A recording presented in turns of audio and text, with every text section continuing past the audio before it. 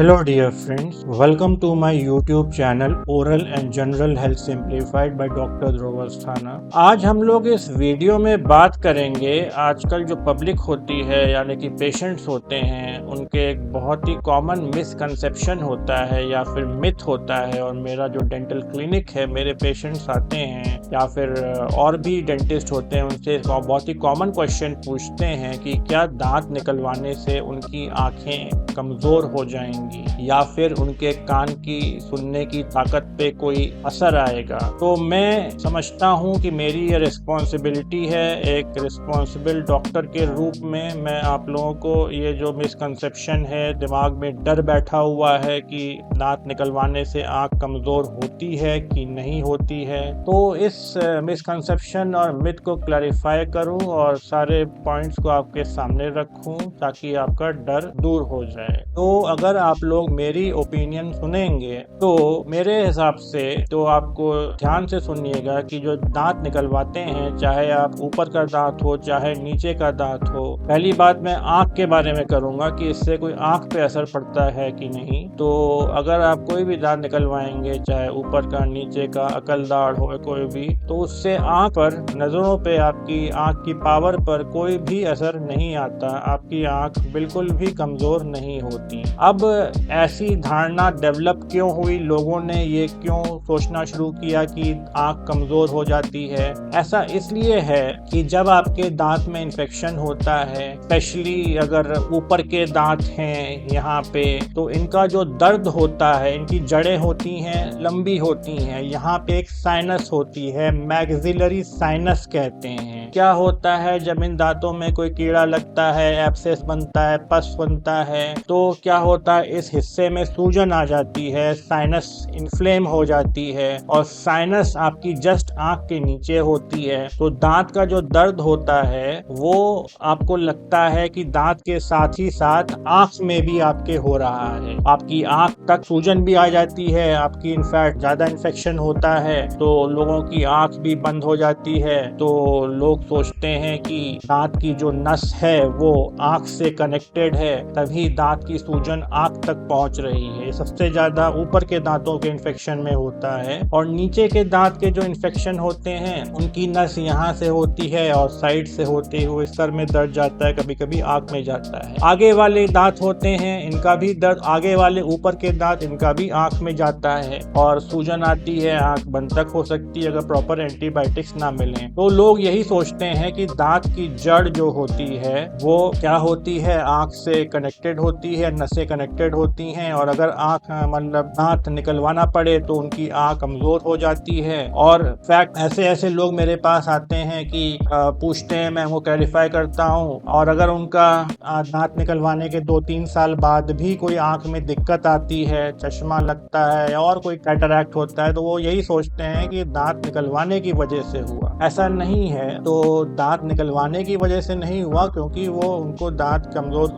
उनकी आंख कमजोर होनी थी तो इसलिए उनकी हुई, दांत निकलवाने की वजह से नहीं हुई। दांत की नस आंख से कनेक्टेड बिल्कुल नहीं होती और दांत निकलवाने से आपकी आंख कभी भी खराब नहीं हो सकती। तो ये पॉइंट आप बिल्कुल दिमाग से निकाल दीजिए कि दांत चाहे कोई भी हो, मजबूत से मजबूत हो या फिर कोई भी हो, उससे आपकी आंख कमजोर कभी भी नहीं होगी। तो ये एक मिथ है, यानी कि एक गलत सोच है। और कभी कभी गांव या फिर छोटे शहरों में जो क्वैक्स होते हैं यानी कि झोला छाप डॉक्टर होते हैं, उनको जानकारी नहीं होती है, वो भी इस मिथ यानी कि मिसकंसेप्शन को फैलाने में बहुत अपना सहयोग देते हैं। लेकिन जो एक क्वालिफाइड डॉक्टर होता है, मेरी रिस्पॉन्सिबिलिटी बनती है कि मैं आपको के बारे में क्लैरिफाई करूं कि क्या सही चीज है और क्या सही चीज नहीं है। तो यहाँ तो एक बात हो गई फर्स्ट पार्ट में कि आंख के दांत निकालने का कोई भी असर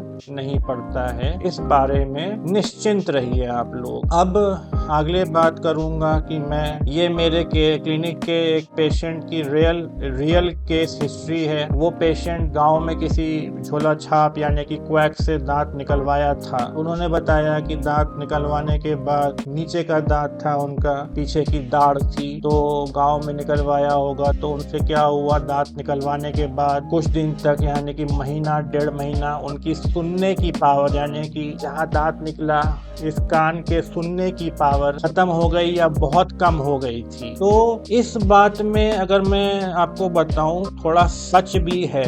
ऐसा इसलिए होता है, अगर अनक्वालिफाइड या फिर नॉन क्वालिफाइड कहिए, नॉन क्वालिफाइड डॉक्टर्स या फिर झोला छाप डॉक्टर आपके दांत निकलते हैं तो क्या होता है कि ये जो दांत होता है और ये जो कान होता है इसकी नसें आसपास होती हैं। तो अगर दांत बहुत मतलब तोड़ फोड़ के और बहुत हड्डी कट करके काफी खून आए, बिना एंटीबायोटिक्स दिए, बिना कोई टेस्ट करे शुगर ब्लड प्रेशर निकाला जाए, तो क्या होता है कि दांत निकलवाने की प्रोसेस में यहाँ से जो दांत निकलता है आपका, ज्यादा अगर खून बहता है तो यहाँ से खून का थक्का या फिर एम्बोलाई या फिर क्लॉट आपके निकल के कान तक पहुंच जाता है। कान का अंदर का हिस्सा होता है इंटरनल ईयर, जहाँ से सुनाई पड़ता है, तो यहाँ से निकल के वहाँ पहुंच जाता है और वहाँ पे वहाँ की इंटरनल ईयर की यानी कि अंदरूनी कान के हिस्से की एक हिस्सा होता है कॉकलिया, उसकी ब्लड सप्लाई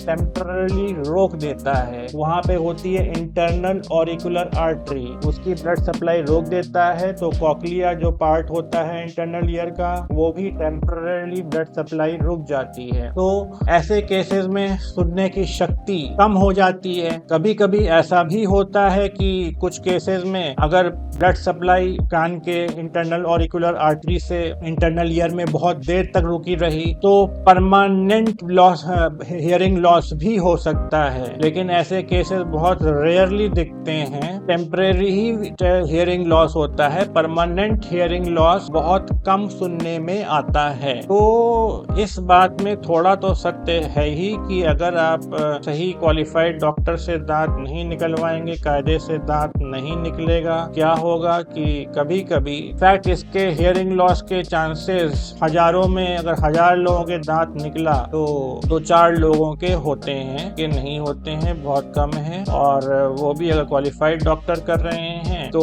आपके दिक्कत नहीं होगी। एक तो कारण ये हुआ कि जैसे कि झोला छाप ने निकाला और उसको गलत तरीके से काट पीट के निकाला तो उससे आपका हियरिंग लॉस हो गया। परमानेंट हुआ तो बहुत रेयर है, अगर टेम्परेरी हुआ तो 1-2 महीने में आपकी हियरिंग पावर आ जाती है। कभी कभी ऐसा भी होता है कि दांत बहुत मजबूत होता है, टेढ़ा मेढ़ा पड़ा होता है, तो क्या होता है कि आप लोग जानते होंगे कि अगर आप लोग कभी डेंटिस्ट के पास विजिट करी हो आप लोगों ने, तो क्या होगा, उनके पास एक ड्रिलिंग मशीन होती है जिसकी आवाज बहुत तेज होती है, आपने सुनी होगी, जिससे वो दांत साफ करते हैं, ड्रिल करते हैं। कभी कभी दांत नहीं निकलता आसानी से, 1-1 1.5 घंटा लग जाता है, मुंह खोल के रखना पड़ता है, सर्जिकल एक्सट्रैक्शन होता है, क्वालिफाइड डेंटिस्ट ही करते हैं। तो उसकी आवाज आपके मुंह में जब तक 1 घंटे तक इतनी तेज आती है, उससे क्या होता है कि दांत का जो पर्दा, जो आपके कान का जो पर्दा होता है और प्लस जो नसें होती हैं वो टेम्पररीली थोड़ी सी सुन्न हो जाती हैं, या फिर कह लीजिए टेम्पररी हियरिंग लॉस हो जाता है,